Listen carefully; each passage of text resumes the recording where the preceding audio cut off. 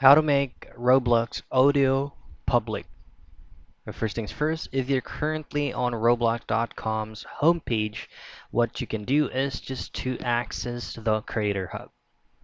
Now to access it, simply click on the Create option at the top portion of your Roblox homepage.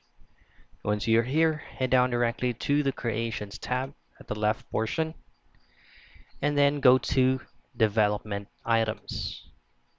Now just go ahead and select Audio, and this is where you can upload your existing recording.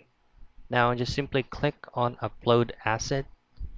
You can name your current audio file, description of the audio file that you'll be downloading or uploading. Click on Upload and just simply locate your recorded file from one of your file manager on your PC.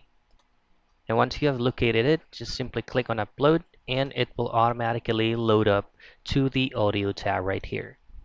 Next thing to do is to access the audio that you have uploaded and then head down to Settings and then just make sure that the Distribute on Creator Store is turned on.